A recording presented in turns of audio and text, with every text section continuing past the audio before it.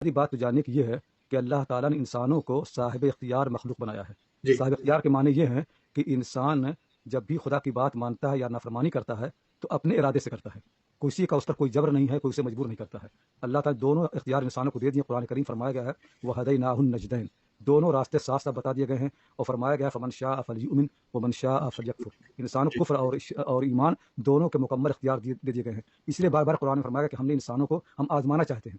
آزمائش اسی وقت مکمل ہوگی جب انسان کے پاس ہر طرح کا اختیار ہوگا. اختیار ہی نہیں ہے, مجبور کر دیں تو اس کو آزمائش یا امتحان نہیں کہتے ہیں. جی بالکل. تو اللہ تعالیٰ نے دو راستے کھول دیے ہیں, اور اللہ تعالیٰ نے کیا یہ کہ انسانوں کی مدد کے لیے کہ نیک کاموں کی مدد ہو, فرشتوں کے پورا لشکر بنایا ہے. فرشتے انسانوں کا ساتھ دیتے ہیں, اچھے خیالات اللہ تعالیٰ کی طرف سے لے کے آتے ہیں, پیغمبروں کی تعلیمات ہے, پیغمبر آتے ہیں, وحی آتی ہے.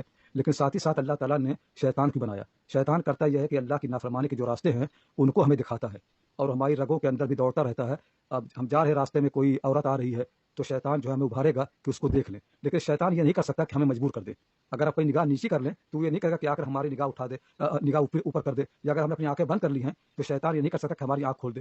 ایسے نماز کا وقت ہوتا ہے فجر کی, شیطان ہم سے کہتا ہے کہ سو اور سو, وہ یہ کہے گا, بہکائے گا. لیکن اگر ہم بستر سے اٹھ گئے, وضو کرنے لگے, نماز پڑھنے مسجد جائیں تو شیطان ہمیں روکے گا نہیں, وہ مجبور نہیں کر سکتا. اس لیے قرآن کریم میں آیا ہے کہ قیامت کے روز جب شیطان سے پوچھا جائے گا کہ تم نے لوگوں کو کیوں بہکایا, تو وہ لوگوں سے کہے گا کہ میرا تو کوئی قابو نہیں تھا آپ کے اوپر, میں نے آپ کو دعوت دی اور آپ نے میری بات سن لی. دعوتکم فاستجبتم لی, میں نے تمہیں بلایا اور تم نے میری بات سنی. قرآن کریم میں اسی کو وسوسہ کہا گیا ہے کہ شیطان خیالات ڈالتا ہے.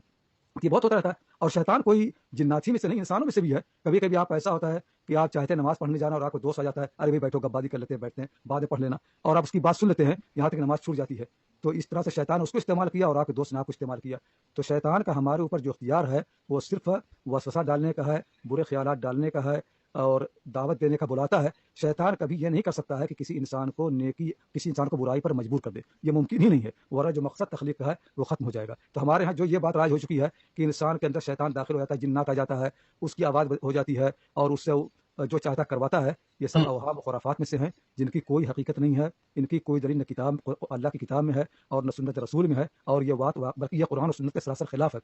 اس طرح کا عقیدہ رکھنا یہ کیا ہے کہ بہت سی بیماریاں ہوتی ہیں جس میں یہ ہو جاتا ہے. کبھی کبھی انسان دوسری زبان نہیں بول سکتا ہے اور بہت سے کام کرتا ہے. تو ایک بات یہاں پہ یاد رکھنے کی یہ ہے کہ آپ کو یقیناً دنیا کے اندر ایسی بیماریاں لگیں گی جن کے بارے میں ڈاکٹر یہ کہہ دیں گے کہ ہمیں نہیں معلوم کہ آپ کو کیا ہوا ہے. لوگوں کے پاس اس کی کوئی وضاحت نہیں ہوگی, کوئی تشریح نہیں ہوگی. تو اس کا طریقہ اسلام میں ہمیشہ یہی ہے کہ جب آدمی کو ایسے حالات پیش آ جائیں تو خدا پر بھروسہ کرے اور کسی دوسرے پر الزام نہ لگائے. یہ طریقہ صحیح نہیں کہ چونکہ ڈاکٹر لوگ اس کا علاج نہیں کرتے ہیں تو کوئی جنات ہوگا. جنات پر اس کا الزام دھرنا بالکل غلط ہے. اس کی کوئی دلیل نہیں ہے نا, بغیر دلیل کی بات کرنا یہ جائز ہی نہیں ہے. اور ہم نے کتنے واقعات دیکھے ہیں کہ جس میں سے لوگوں نے سب چیزیں کی اور بعد میں کی خرافات تھی, اور اس کی بلکہ ائمہ کرام نے تو اس پر سخت نکیر کی ہے. امام شافعی رحمۃ اللہ علیہ کہتے ہیں جو اس طرح کی بات کرے گا میں اس کی گواہی باطل کر دوں گا. امام طحاوی رحمۃ اللہ علیہ فرماتے ہیں کہ اس دنیا میں اس طرح کا کوئی وجود نہیں ہے کہ کوئی انسان کے اندر مسلط ہو جائے اور اس کو زبردستی اس سے کوئی کام کروائے. تو علماء کی بڑی جماعت اس کی طرف گئی ہے کہ ایسا نہیں ہو سکتا. شیطان بہکاتا ہے, یہ صحیح ہے, بہکانے میں انسان بھی شریک ہوتے ہیں. اس سے زیادہ اوپر کا خیال کرنا غلط ہے. بیماری میں آپ کو واقعہ سناتا ہوں.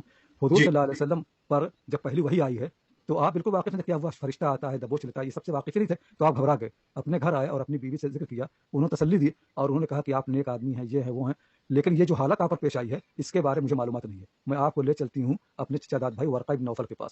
جی یہ طریقہ صحیح ہے. جتنا ان کو معلوم تھا کہ حضور صلی اللہ علیہ وسلم نیک ہیں اور ان کا اللہ تعالیٰ ان کو کبھی چھوڑے گا نہیں, ان کو کبھی ضائع نہیں جانے گا, اتنا انہوں نے کہہ دیا. یہ جو حالت پیش آئی تھی کسی نے دبوچ لیا, اس کے بارے میں ان کو معلومات نہیں تھی, تو کہا جو جانتا ہے اس کے پاس لے جاتے ہیں. طریقہ اسلام یہی ہے, جتنا آپ جانتے ہیں اس کے بارے میں بات کریں, جو نہیں جانتے ہیں اس کے بارے میں اٹکل پچو سے بات کرنا, گمان سے بات کرنا, یہ خدا کے دین میں خرافات کو ہوا دینا ہے.